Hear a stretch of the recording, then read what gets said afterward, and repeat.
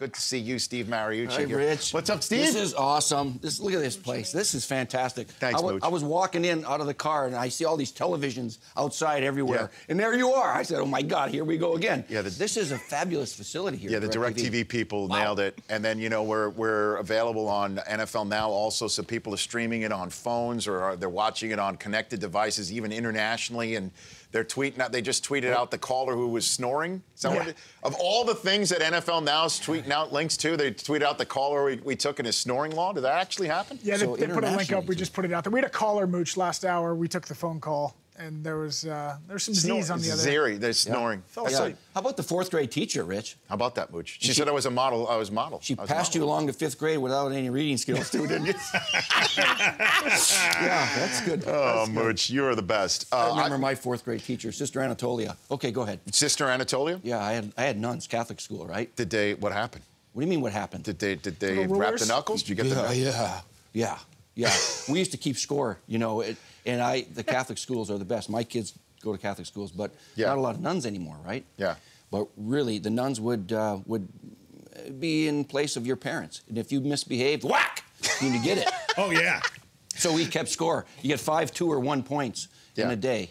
Well, so Del Tufo, if you respond to that, should we hit you with a ruler when you don't press the buttons in the right way? Rulers broken over my hands so many times. That makes sense. Del Tufo. It's awesome. Steve Mariucci here in studio. I want to talk Packers with you because you know we've been very Cowboys, Dez, catcher, not catch centric. Can I put this on here without a coaster? Yeah, do it. Yeah, go for it. Don't worry. And then you know, obviously, the Packers are going to Seattle, and Aaron Rodgers single-leggedly took care of business, certainly in the second half of that game. This was his head coach, Mike McCarthy, and number 12 himself after the game on Sunday.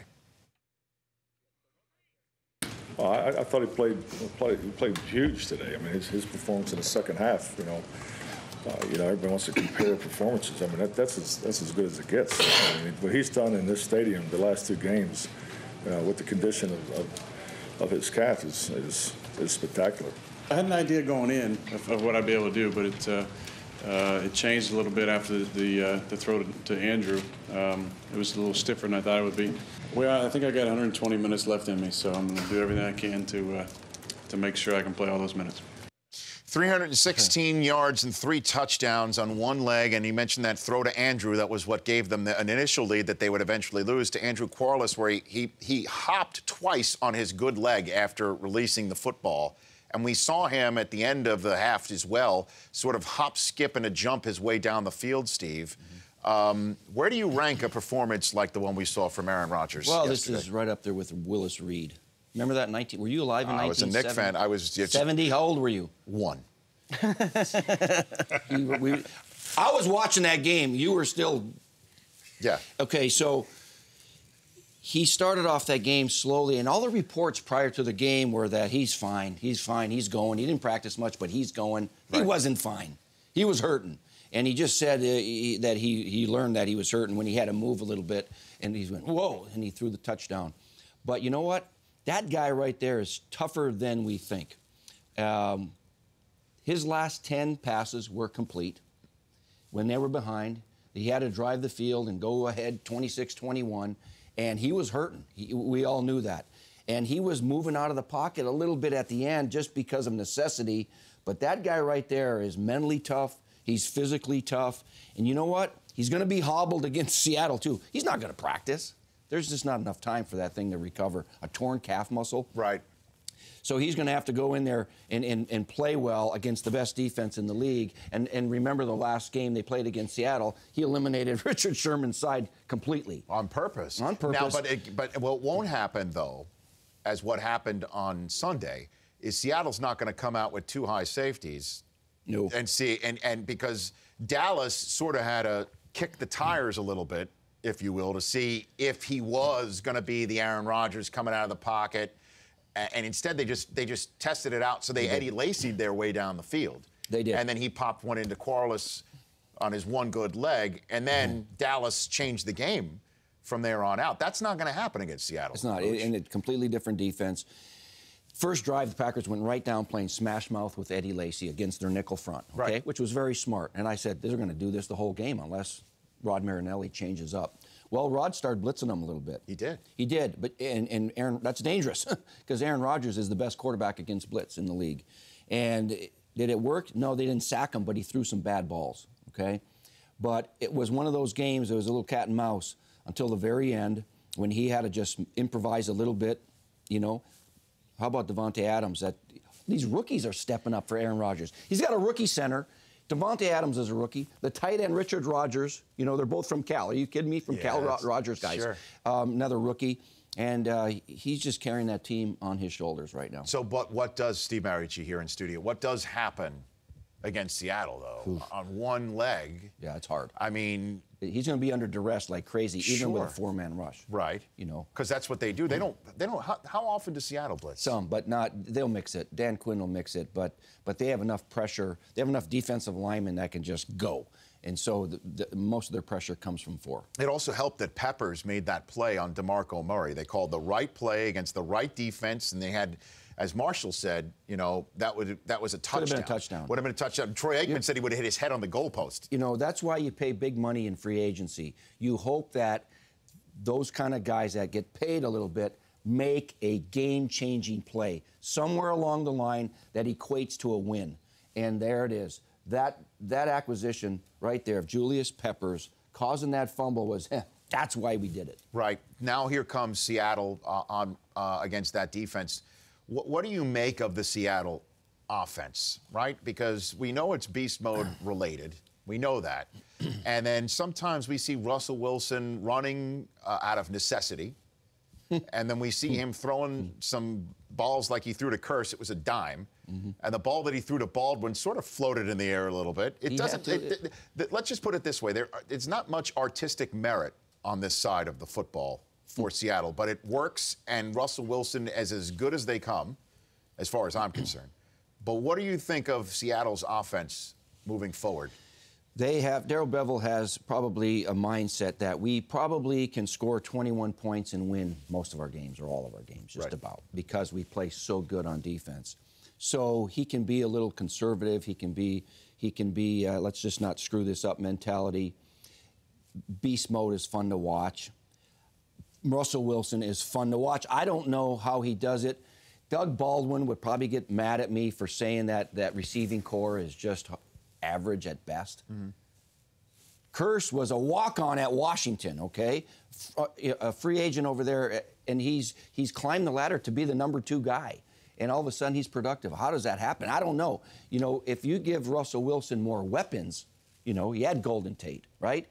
And Curse, you know, with a look at that one-handed guy. grab Look at this guy in the end making zone. a big play for a touchdown. So that's Russell Wilson's amazing, getting yards in the passing game with really just journeymen at wide receiver. Steve Mariucci here in studio. You got a question? Well, he was 8 for 8 on 3rd down for 199 yards in all 3 touchdowns. Some of that comes from the pocket, Chris, you know, and if he had to play the entire game, let's say he's got a calf, and he's got to play the entire game from the pocket. Sure. Because he's my size, he might not be able to see all the time, but he leaves when he should. They move him when they should. He's so dangerous. And he's so dangerous. Very dangerous. And you know what? I never worry about him getting hurt.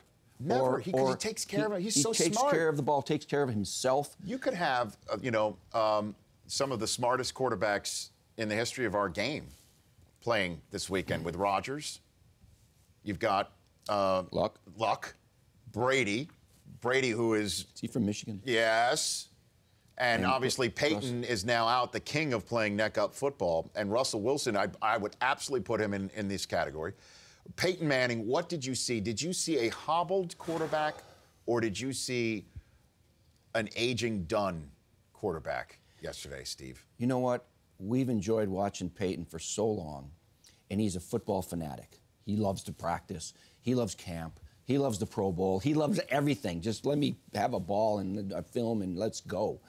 The last month or maybe longer than that, it just doesn't look like he's having any fun anymore.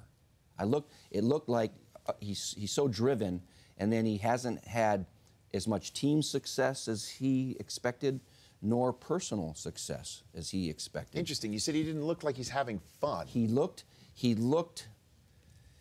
dejected to me. I mean, that's just watching on television and looking at him on the sidelines. with his teammates on the side. He looked like some of the fire has been missing a little bit that we normally see for the 16 years. And then in his press conferences, you know what? If I ever got back into coaching, and I'm not, you know how you make cut-ups? This is how you run this play, and this is cut-ups on this play. Yeah. I would definitely have cut-ups on press conferences to teach my guys, this is how you handle yourself, and then this is how you don't handle yourself. I'd have a little beast mode over there, too. I love that guy. But he's different than a Peyton Manning and a Drew Brees and a Tom Brady. That press conference that he had, he was looking sharp. He answered all the tough questions, man. Which cut-up would you have Jay Cutler in, Mooch? He'd be in the other one. I'd have Jay. God, you got a good arm, but we gotta improve these press conferences because it's perception, it's how you present yourself, it's how you lead, all of those things. But Peyton was so good at how he answered those questions, but it wasn't with any smirk on his face or laughter or anything. He was serious, he was honest, and he never seems to get pissed off at the questions that should normally do you think he's done? You think he's going to come back? I'm getting that question all day. You know what? You think he's going to play in the Pro Bowl? Is that going to be telling? Now, this to me is it. This is it. Yeah. This is it. That if he says, I can't play in the Pro Bowl, that means he's really hurt. Because that's one of the fun things that he loves. And I don't want to say that. I don't want to say that I'm assuming he's not hurt. I'm not saying that. Clearly, he was not the same guy. And having a torn quad, as Schefter said, that's definitely that plays into what he looks like, and perhaps his dejected nature, that I can't believe my window's closing, I got to deal with this, and maybe it's time to tap out on my career because my body's falling apart. That would all play into the dejected. But you're right, he loves the Pro Bowl so much.